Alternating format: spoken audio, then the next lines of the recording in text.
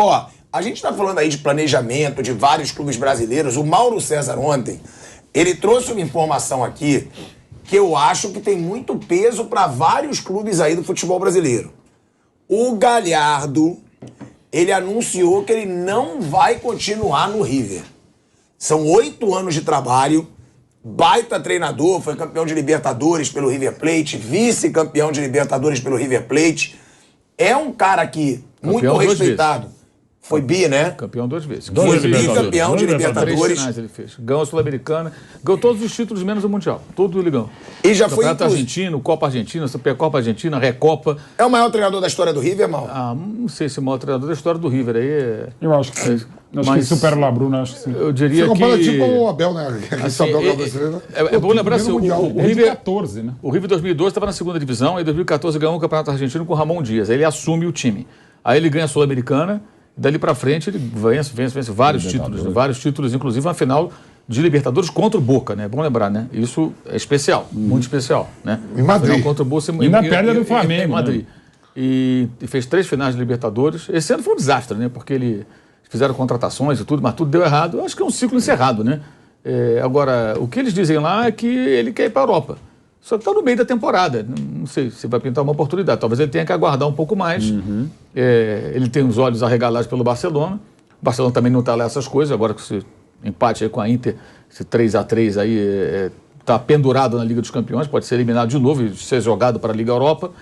Mas não sei, teria que mandar embora o Xavi, pensar nele. Houve um flerte lá do PSG, mas era o Leonardo com ele. Ele recebeu um sinal algum tempo atrás. Tipo, estamos aqui pensando em você e tal. O Pochettino estava balançando na época, mas o Leonardo saiu do PSG. Hoje é o Christophe Galtier, não vejo a menor possibilidade. Talvez ele tenha que fazer lá uma caminhada por times menores, se ele for para a Europa. Ele quer a Europa, mas não sei se a Europa o quer nesse momento. É isso que eu ia perguntar. Ele tem mercado na Europa? Eu acho que ele tem mercado, mas talvez não nesses gigantes. Ele vai ter que buscar, de repente, um time mais intermediário. E, como diria o grande Lazzaroni, galgar parâmetros no mercado europeu. Ele não é para o Brasil, não. Mas, assim, é um técnico caro. Agora está em baixa, né? Ele está em baixa, ele não está em alta. Agora, acho muito difícil aqui no Brasil, tirando Flamengo e Palmeiras... Atlético Mineiro não? Dá uma fortuna também? Não sei. Não, então, o Atlético não deve dar uma fortuna para ele e para ninguém. Como falou, a questão também que o Atlético... financeira, não vai ter esse nível de investimento. Mas o Atlético já tem uma dívida gigante e continua pagando salários absurdos. Não, a ideia é não dar uma segurada. O salário, e o treinador, claro, é um baita treinador, um treinador histórico do River Plate e do futebol sul-americano. O Galo não faria, acho que ninguém faria. Corinthians talvez também, se o Vitor Pereira não continua. O Corinthians faz um grande investimento. Mas eu acho muito difícil. E aquilo que falou o Mauro César, ele quer a Europa, mas é aquela questão, qual Europa que ele vai querer? Não sei. E tem um detalhe, eu não acho que seja para treinador de seleção, mas a seleção agora, após Copa do Mundo, muitos treinadores vão sair. Não vou dizer que ele é um treinador de seleção, mas de repente pode até se encaixar. Ele não veio para o Brasil, Calhar. Agora, eu acho assim, no caso do Palmeiras não, porque o Abel Ferreira vai continuar, evidentemente. Poremos. Mas no caso, assim, por exemplo, do Flamengo, eu acho que o Flamengo tinha obrigação de ficar atento a isso. Eu também, até porque o Flamengo já fez porque existem aí 2 situações. Uma é o Dorival fracassar e ser demitido. Ou não ter contrato renovado, melhor dizendo, né? Não renova, acabou. Como foi o Renato Gaúcho no passado. Perdeu o Libertadores, não renovou o contrato, tchau. E a outra, ele parar na seleção brasileira. Ele ganhar tudo e, de repente, realmente o Dorival parar na seleção. Então o Flamengo pode ficar à procura de um técnico em breve. Verdade. Então, por essa razão, eu acho que a obrigação do clube é conversar com o cara, procurar o representante. E o Tite indicar o Dorival também, nos bastidores. Nós estamos numa situação aqui que não sabemos qual vai ser. O que o Galhardo pensa a respeito? Se ele fala assim, olha, muito obrigado, mas eu não tenho o menor interesse em trabalhar na América do Sul. Eu não vou, não quero, eu vou treinar a seleção, sei lá, do Turcomenistão, de Botsuana, mas não vou trabalhar no Flamengo, no Palmeiras, no Atlético Mineiro, no Boca Juniors, lugar nenhum. Ok, tá, obrigado, tchau. Mas se o cara piscar o olho e falar que topa conversar, eu acho que você tem que pelo menos ficar atento a isso. Para mim, ele é o melhor técnico sul-americano, trabalhando na América do Sul. E essa temporada ruim, eu acho que é mais um fim de ciclo, contratações que não deram certo. Tem jogador que já veio, que já está até... O Brian Romero está no Inter, já foi contratado, já saiu. Ele perdeu o Enzo Fernandes, que foi negociado, que aliás é muito bom, né? Tá jogando no Benfica. Então, acho que tem a obrigação de, pelo menos, dar uma sondada para uma eventualidade. Eu não vejo nenhum problema nisso. Mas o Dorival também. O Dorival, se a CBF ligar para ele, falar, Dorival, estamos de olho em você e tudo, ele vai falar, não, eu não quero nem pensar em vocês porque eu estou no Flamengo. É normal que ele fala, beleza, legal, maneiro. Se vocês quiserem conversar, estamos à disposição. É do jogo, é o mercado, oportunidades. sair de um clube para a seleção, uma oportunidade que o Dorival... E é um treinador que tem um estilo de jogo do Flamengo, né? Ele tem um estilo. E o Galhardo, assim, agora, trazer um técnico de fora significa uma mudança muito, muito profunda dentro de todos os processos dentro do clube, né? Agora, o Galhardo tem um ponto em comum com o Jorge Jesus. Ele foi o técnico que mais incomodou o Jorge Jesus, né? Naquela grande final de 2019. Entrega a chave do CT para ele, tá? Porque ele manda em tudo. No River ele manda em tudo. Se ele mandar pintar a janela de uma outra cor, os caras pintam. Ele manda em rigorosamente tudo. E o que eu acho muito bom se você tiver gente competente. Se o cara é bom. Porque aí você tira aquelas malas todas que todo clube tem, corneteiro, conselheiro, sabe, essa turma que vai pro CT para tirar foto e trabalha com gente profissional ali dentro. Né? Eu tenho uma dúvida, que talvez vocês possam me esclarecer. Aliás, sempre vão poder esclarecer. É uma coisa simples. Ou dizer, não sabemos mesmo. A Copa do Mundo acaba no dia 20 de dezembro. 19. Começa 20 e termina 19. 18, né? Acho que 18. Começa 20 e termina 18. Bom, 18 de dezembro. A CBF só vai pensar em novo treinador no dia 19 de dezembro?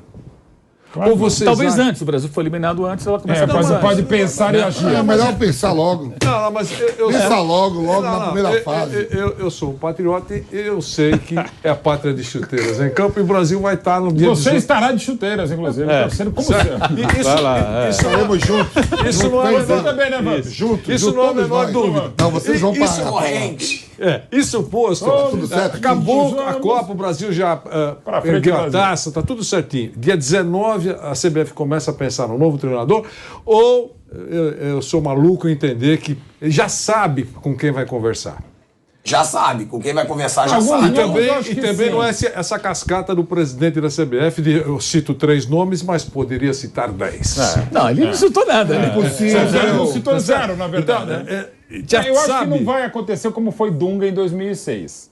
O Dunga realmente foi depois do... Vai, Dunga. Eu acho que no Brasil só pode ser Dorival ou Abel Ferreira. Que, aliás, puxando a sardinha para nossa casa, foi aqui que foi dito que o Dunga seria o técnico da seleção brasileira.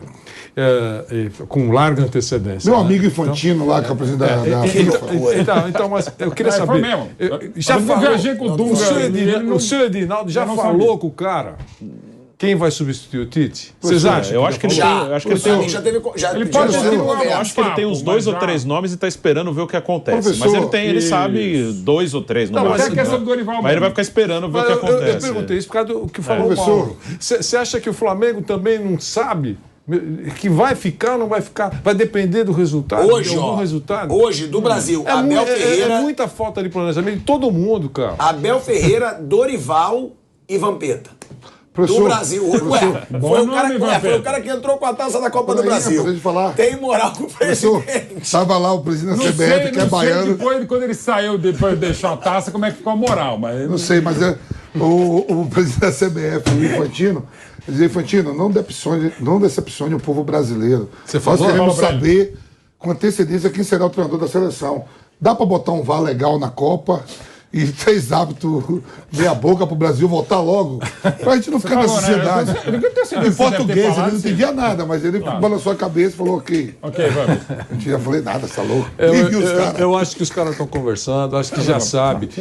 Para não exagerar, deve ter umas 2 opções, tipo assim, já tem um caminho, sabe? Porque vai ser muita correria. No dia 19 nós vamos começar a perguntar. Eu vou torcer pelo que o Maldo falou.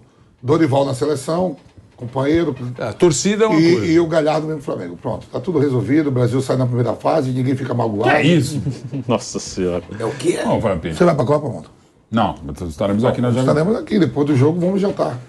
Mauro César Pereira, o Flamengo recebe o Atlético Mineiro no Maracanã nessa rodada do Brasileirão. Flamengo provavelmente, mais uma vez, vai com todo o seu time reserva, já que tem aí o jogo decisivo contra o Corinthians, também no Maracanã, no segundo jogo da final da Copa do Brasil. O Atlético Mineiro, por sua vez, está na 7ª colocação. O Vamp sempre diz que é a grande decepção, né, desse ano, o Atlético Mineiro. Eu acho que vai terminar entre os 6, viu? Você acha que termina entre os 6 para ir para Libertadores? Termina. A gente está voltando pro ar na TV Jovem Pan, de volta à TV Jovem Pan, agora para falar sobre o confronto entre Flamengo e Atlético Mineiro.